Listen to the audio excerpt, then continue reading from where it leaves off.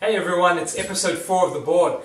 I'm really excited to bring to you a topic that has been on my mind for some time, but it's come alive based on a client case study recently. So the customer that I've been working with has actually been in a position, or is in a position, where they've got a lot of cash in terms of their bank accounts. Now, they were opting to look at a commercial property as their brief with me because they were really wanting to boost the income in their portfolio, but they were undecided whether they use all their cash on this deal or whether they use part lending and part cash and then keep some money aside for later to look at other things they could do.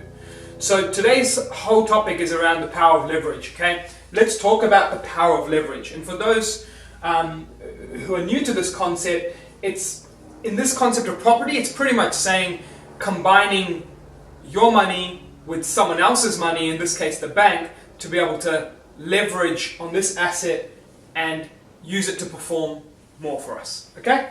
So if we look at this scenario here, we've got a $400,000 purchase, a commercial purchase, at 7.25% net yield, which brings us a rough income amount of $29,000 in rent. Now, here's what happens if you purchase this whole property in cash, in which this is what the customer was discussing with me. If we put it all in, your net yield is still 7.25%, if not lower when you consider some of the upfront costs that come with purchasing property too. Now, we are looking in the South Australia area at the moment, which is a good thing in terms of some of the government benefits for stamp duty, and it's going to see us have a waiver on the type of asset we're looking at, which is going to save the customer almost $15,000, right? Now, let's have a look at, if we go, let's use some debt and 70% debt and use the power of leverage. What can this do for us?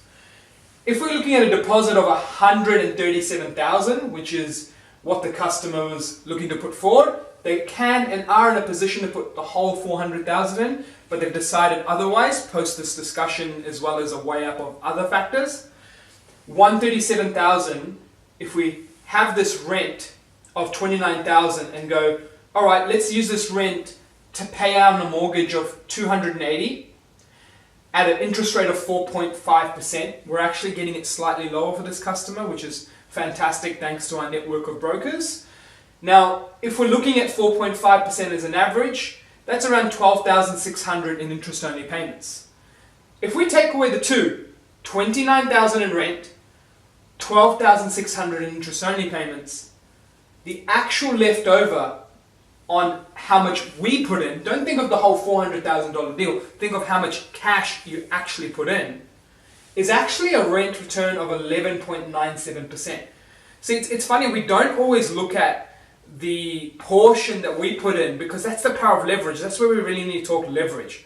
What you put in and the return you're getting on that. It's actually 11.97%.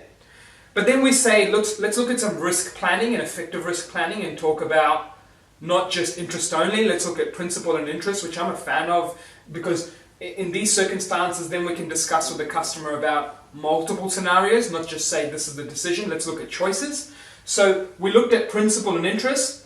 The principal portion of this rate, based on a fast pay down 15-year loan term, is $13,104.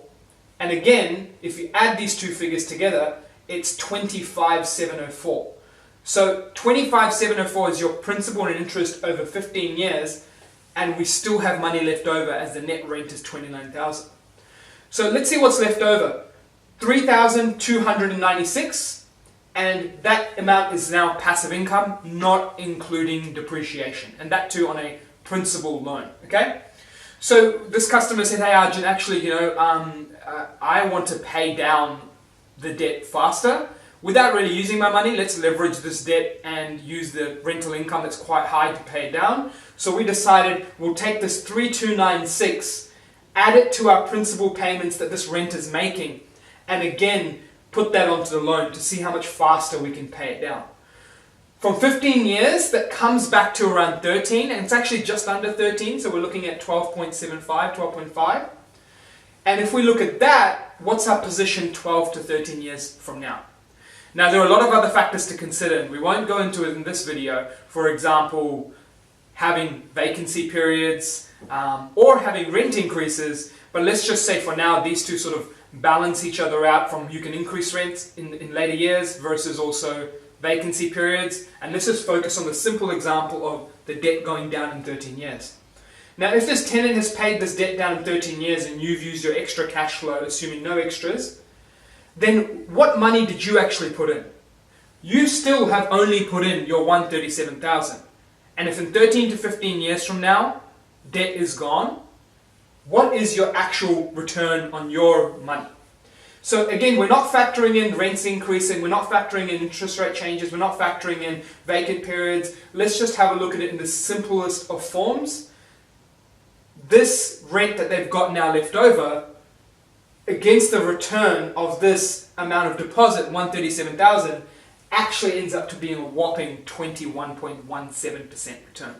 Because effectively they're now mortgage free, but they never put in their whole 400,000, they only put in 137,000. Now in this period, the customer actually may put the money in the offset, it's their decision, or we're looking at other investments, again, their decision.